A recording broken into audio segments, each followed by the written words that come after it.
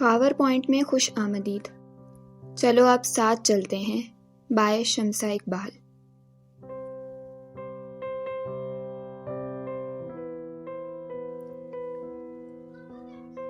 قسط نمبر 22.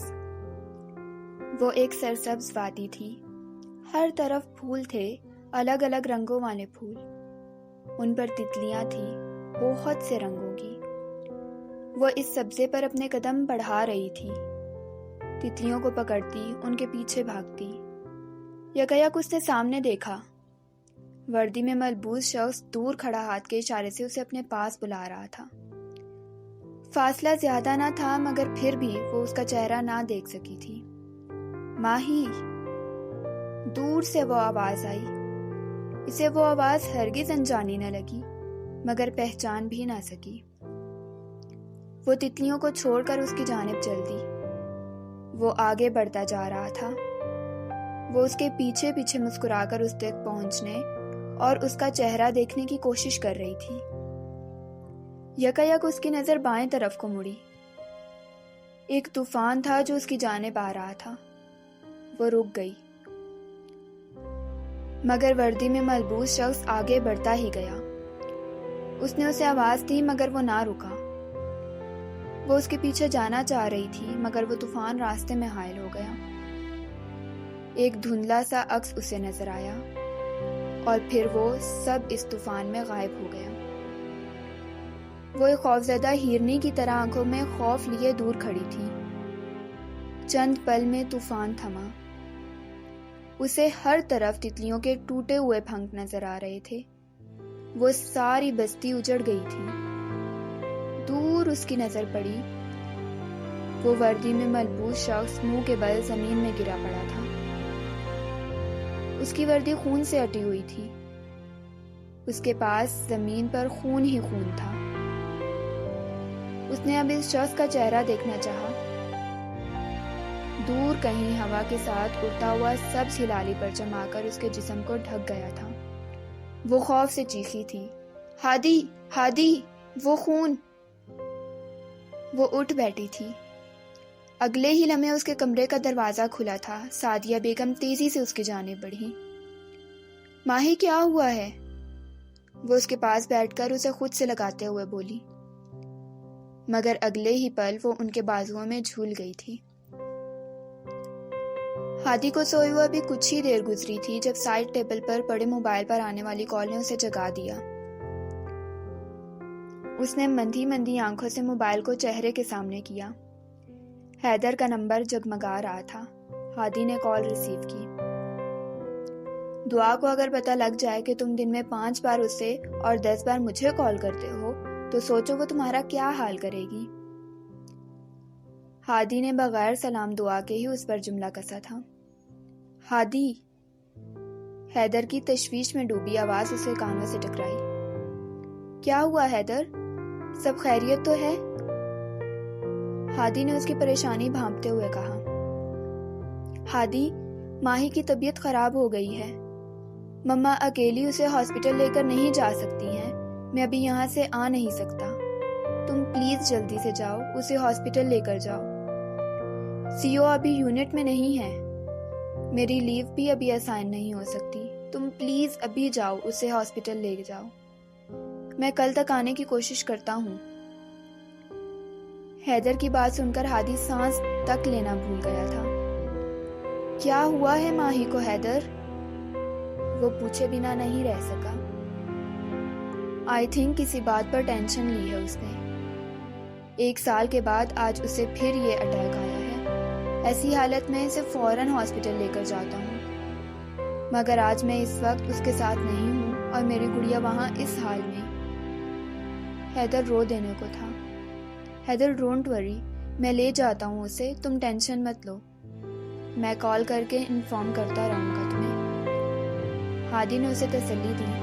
حالانکہ اس کا اپنا دل خوفزدہ ہو گیا تھا ماہی کی طبیعت کا سن کر. وہ باہر کی جانب لپکا، گاڑی کی چابی اٹھائی اور ساتھ کے کمرے کی طرف بڑھ گیا. اسے جگا کر ساری بات بتائی. بھائی، میں بھی آپ کے ساتھ چلتا ہوں. تم گھر پر رکو، کیا پتا کتنا ٹائم لگے وہاں. ماما اٹھ کر کہیں پریشان نہ ہو جائیں. ہادی نے اسے گھر رہنے کی تلقین کی اور خود گاڑی لے کر نکل پڑا۔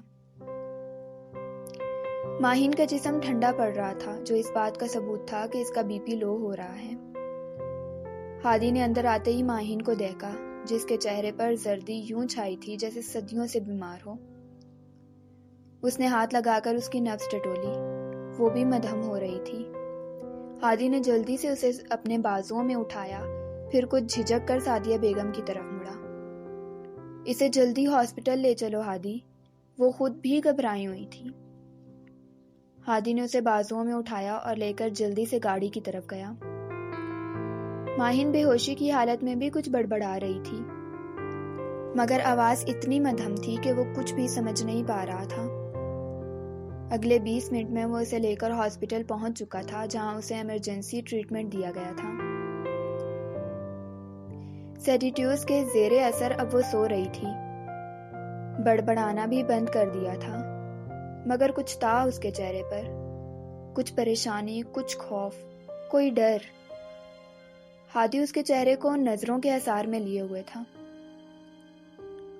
تم اس حد تک دل میں گھر کر چکی ہو کہ تمہاری طبیعت خرابی کا سن کر ایک پل کو یہ دل دھڑکنا بھول گیا تھا۔ کیا حال کر دیا ہے تم نے اپنا ماہی۔ میں اپنی محبت سے تمہارا یہ ڈر، یہ خوف ختم کرنا چاہتا ہوں ماہی۔ وہ دل ہی دل میں اس سے مخاطب تھا۔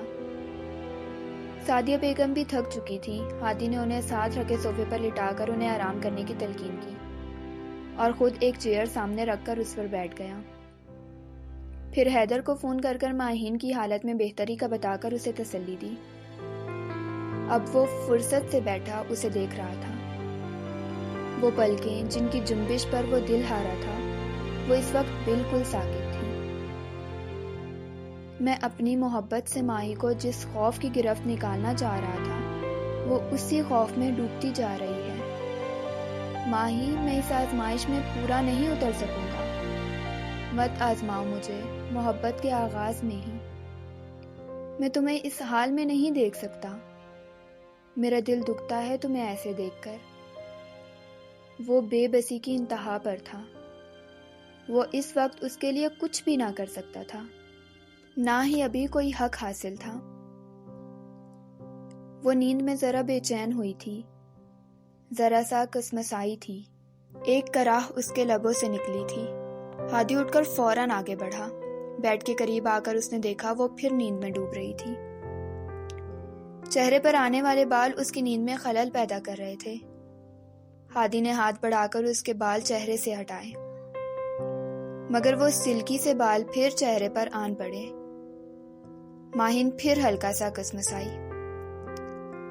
اب کی بار احساس درد کا نہیں، اس انجانے لمس کا تھا جو اسے بے چین کر رہا تھا۔ ہادی نے دوسرا ہاتھ بڑھایا، ماہین کے سر کو ذرا اوپر کر اس کے بالوں کو پیچھے کرتے ہوئے جوڑا بنانے کی ایک ناکام کوشش کی، مگر اب اس سے اتنا ہوا تھا کہ اس کے بال اب چہرے پر نہیں آ رہے تھے۔ ہادی نے پیچھے ہٹنا چاہا، مگر اس کی بازو پر موجود ماہی کے ہاتھ نے اسے روک دیا۔ وہ پلٹا تھا۔ ماہین ابھی بھی نیند میں تھی، اس کا ہاتھ ہادی کے بازو پر موجود تھا۔ ہادی کے لب خود بخود مسکرا اٹھے۔ وہ اس کے پاس تھی، اس کے سامنے، اس کے اتنے پاس کہ اس کا ہاتھ ماہین کی گرفت میں تھا۔ کیا اس سے خوبصورت کوئی لمحہ ہو سکتا تھا؟ ماہین نے اسے یہ لمحہ بخشا بھی تو تب جب وہ ہوش و حواس سے بیگانہ تھی۔ ہادی نے دوسرا ہاتھ بڑھا کر چیئر کو ذرا بیڈ کے نزدیک کیا، اپنا ہاتھ اس کے ہاتھ میں ہی رہنے دیا اور بیٹھ گیا۔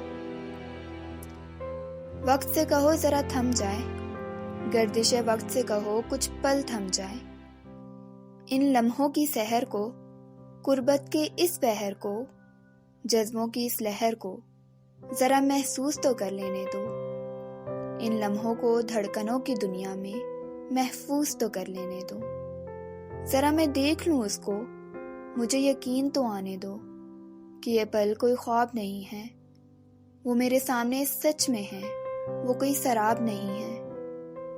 وقت سے کہو اتنی مہلت تو دے کہ اس منظر کو آنکھوں میں بٹھا لوں، پھر چاہے تو وقت سے کہنا گزر جائے، مگر اس سے کہو ابھی کچھ پل تو رک جائے۔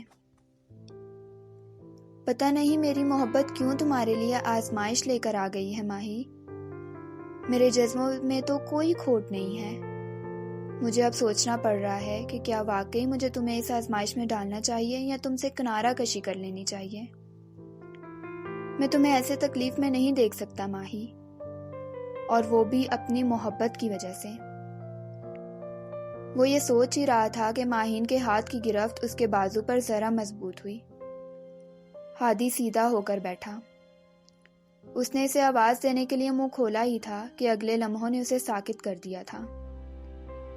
ہادی! ماہین کے لبوں سے چیخ کی صورت میں یہ نام نکلا تھا۔ وہ اٹھ بیٹھی تھی۔ سعدیہ بیگم بھی اٹھ کر اس کی جانب آئی تھی۔ ماہی کیا ہوا بیٹا؟ انہوں نے فوراً قریب آ کر پوچھا۔ ماہی کیا ہوا ہے؟ میں یہاں ہوں، بالکل سامنے ہوں تمہارے۔ وہ اسے اپنی جانب متوجہ کرنا چاہ رہا تھا جو اس وقت اپنے حواسوں میں نہیں لگ رہی تھی۔ وہ بس ایک ہی بات بڑبڑا رہی تھی۔ ہادی وہ خون یونیفارم۔ وہ کچھ بھی ٹھیک سے بول نہیں پا رہی تھی۔ ہادی کو اب اس کے خوف کا صحیح معنوں میں اندازہ ہوا تھا، اور اس کی سنگینی کا بھی۔ ماہی میں یہاں ہوں، بالکل ٹھیک ہوں، کوئی خون نہیں ہے، کچھ بھی نہیں ہے۔ وہ اسے پھر آواز دے رہا تھا۔ ماہین کرنٹ کھا کر اس کی جانب مڑی۔ پہلے آنکھوں میں بے یقینی ابھری اور پھر بہت سے آنسو جمع ہونے لگے۔ اس نے دونوں ہاتھ ہادی کے چہرے کے گرد رکھے۔ ہاتھوں کے پیالے میں ہادی کا چہرہ تھاما۔ ہادی وہ سب جھوٹ تھا، آپ ٹھیک ہیں نا؟ وہ خون، وہ چوٹ۔ وہ گویا اس کی موجودگی کا یقین کرنا چاہ رہی تھی۔ ہادی نے اس کی بازو سیدھی کی جس پر اب AFNS آفیسر انجیکشن لگا رہی تھی، اور دوسرے ہاتھ پر اپنا ہاتھ رکھا۔ میں ٹھیک ہوں ماہی، دیکھو کچھ بھی نہیں ہوا ہے مجھے۔ وہ خون، وہ سب جھوٹ تھا۔ وہ سب جھوٹ تھا، ہاں، ہادی کو کچھ نہیں ہوا ہے۔ وہ اب پھر سے نیند میں ڈوب رہی تھی۔ ہادی نے احتیاط سے اس کا سر تکیے پر رکھا، اور وہ فیصلہ جو وہ اتنی دیر سے نہیں کر پا رہا تھا اب لمحوں میں ہو گیا تھا۔ صبح کے 5 بج رہے تھے۔ ماہین ابھی تک میڈیسن کے زیر اثر سو رہی تھی۔ سعدیہ بیگم بھی نماز پڑھنے کے بعد اب کچھ دیر کے لیے لیٹ چکی تھی۔ ہادی نے وضو کیا، باہر نماز کے لیے بنی مخصوص جگہ پر جا کر نماز ادا کی۔ دعا کے لیے ہاتھ اٹھائے تو بے اختیار ایک ہی نام لب پر آیا، یا اللہ ماہی کی تکلیف کو دور کر دے، وہ مجھے اس کے لیے دکھ کے بجائے اس کی خوشی کی وجہ بنا دے۔ دعا مانگ کر وہ اٹھ کھڑا ہوا۔ موبائل پر حیدر کی مس بیل آئی تھی۔ اس نے کچھ سوچ کر حیدر کا نمبر ڈائل کیا۔ ہیلو ہادی، ماہی کیسی ہے؟ حیدر نے کال ریسیو کرتے ہی اس سے سوال کیا۔ وہ بالکل ٹھیک ہے حیدر، تم پریشان مت ہو، آج شام تک ڈسچارج ہو جائے گی ہاسپٹل سے۔ ہادی کے الفاظ نے حیدر کے دل کو تقویت پہنچائی۔ تم نے اسے دیکھا ہے، اس کی حالت؟ حیدر نے اس سے پوچھا۔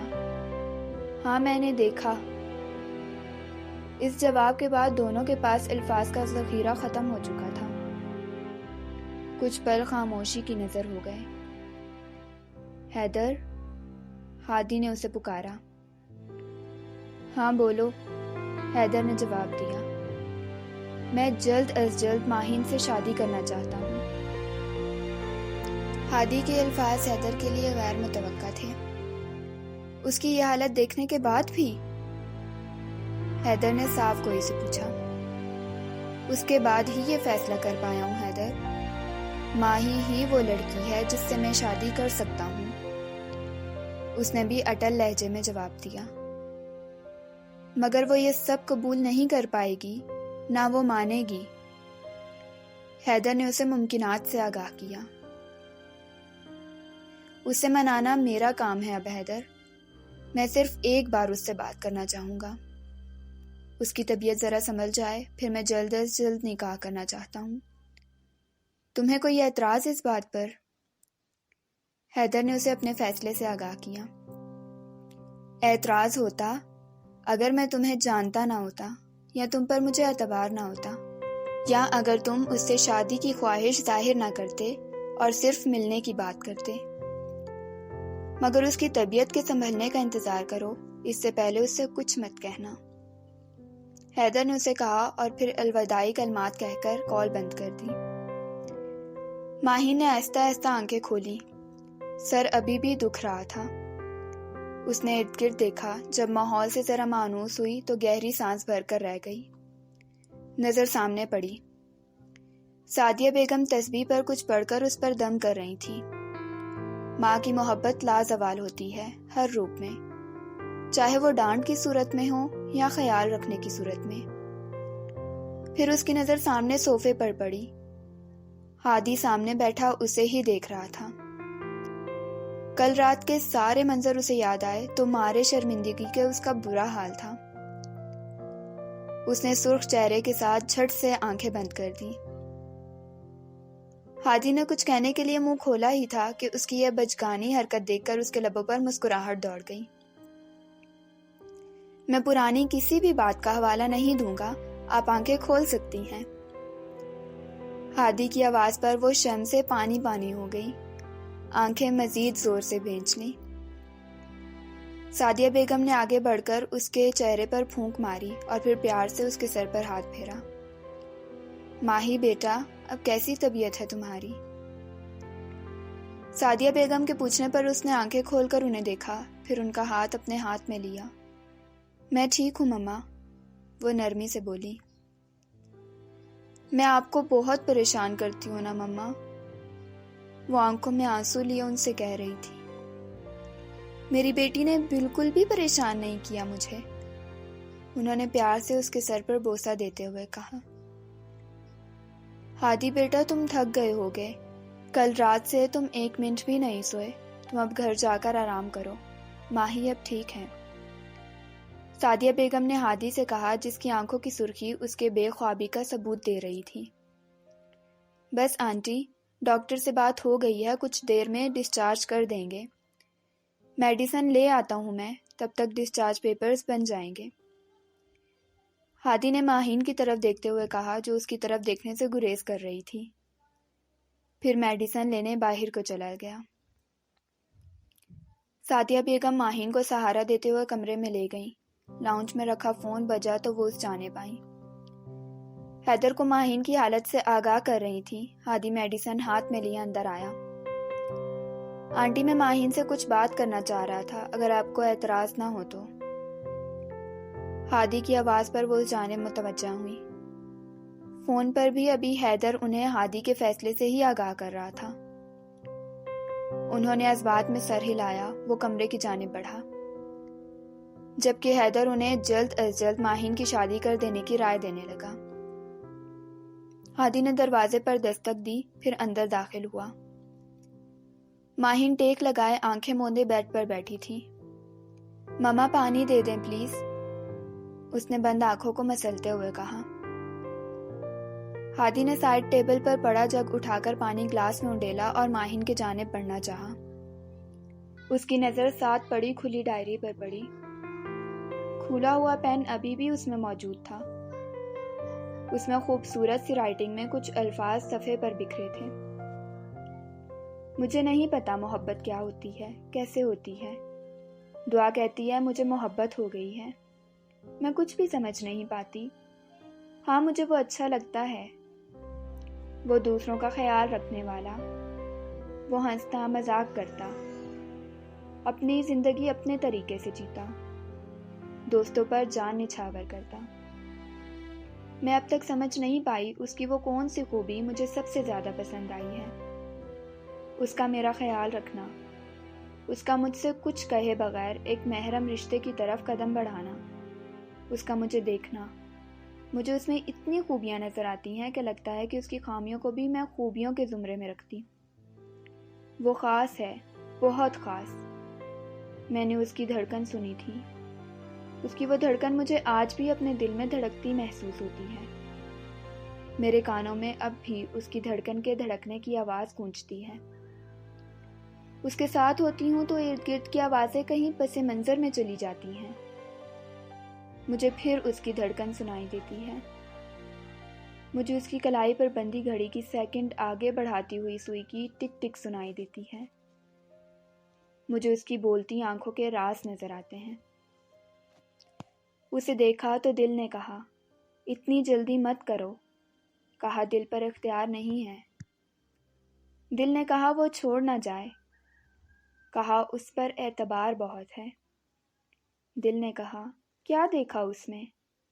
میں نے آنکھیں ایک پل کے لیے بند کی، اسے سوچا۔ بند آنکھوں کے پیچھے اسے دیکھا۔ دھڑکن بڑھی، دل بے قرار ہوا۔ اسے جواب مل گیا۔ دل نے کہا راہ دشوار بہت ہے۔ کہا نبھا لوں گی۔ دل نے کہا وقت ہے سوچ لو۔ میں نے کہا اب مہلت کہاں ہے؟ دل نے کہا وہ اجنبی ہے۔ کہا اپنا لوں گی۔ دل نے کہا وہ روح تک جکڑ لے گا۔ کہا سر کو جھکا لوں گی۔ دل نے کہا وہ وردی والا ہے۔ میں نے کچھ کہنا چاہا مگر لب ساکت ہو گئے۔ میرے پاس کہنے کو کچھ نہیں تھا۔ ماہی نے پانی نہ ملنے پر گردن موڑ کر اسے دیکھا، دھک سے رہ گئی۔ آپ؟ ہادی نے کچھ کہنے سے پہلے ہی پانی سے بھرا گلاس اس کے لبوں پر لگا دیا۔ پانی پی کر ماہین سیدھی ہو کر بیٹھی۔ ہادی بھی چیئر گھسیٹ کر بیٹھ کے نزدیک بیٹھ گیا۔ ماہین سر جھکائے گود میں رکھے ہاتھوں کو آپس میں مسل رہی تھی۔ ماہی؟ ماہین نے ہادی کی آواز پر سر اٹھا کر اسے دیکھا اور پھر جھکا لیا۔ مجھے لمبی تمہیدیں باندھنا نہیں آتی۔ میں اس معاملے میں بہت اچھا نہیں ہوں۔ ساتھ مجھے اناڑی بھی کہتا ہے۔ میں پہلی بار کسی لڑکی سے ایسے بات کر رہا ہوں۔ تم میری زندگی میں آنے والی پہلی لڑکی ہو۔ وہ آپ سے تم پر آ گیا تھا، مگر تقدس پھر بھی قائم تھا۔ حدود احترام برقرار تھی۔ پہلی لڑکی جس کے بارے میں دل نے اشارہ دیا ہے کہ یہ خاص ہے۔ دل تو اللہ کا مسکن ہے، دلوں میں اللہ بستا ہے۔ یہ اشارہ بھی دل سے آیا ہے۔ اس لیے میں ایک شرعی رشتے کی بنیاد رکھنا چاہتا ہوں۔ وہ پل بھر کو رکا، ماہین کے چہرے پر بکھرے رنگ دیکھے اور پھر بولا، ماہی اتنا مت شرماؤ، تمہارے چہرے پر بکھرتے رنگ کسی کو بھی بے خود کر دینے کو کافی ہیں۔ ماہین کا سر مزید جھکا تھا۔ ماہی میں اپنی زندگی کی ضمانت نہیں دے سکتا۔ میں جس ادارے سے منسلک ہوں وہاں ایک پل کی بھی ضمانت نہیں دے سکتا میں اپنی زندگی کی، مگر میں اپنی محبت کی ضمانت دے سکتا ہوں۔ میں تم سے محبت کرنے لگا ہوں۔ اظہار کا یہ تحفہ میں کسی اور خاص موقع پر دینا چاہ رہا تھا، مگر حالات کی وجہ سے یہ ممکن نہ ہو سکا۔ میں تم سے شادی کرنا چاہتا ہوں۔ کیا تم مجھ سے شادی کرو گی؟ اس نے ڈائریکٹ سوال پوچھا۔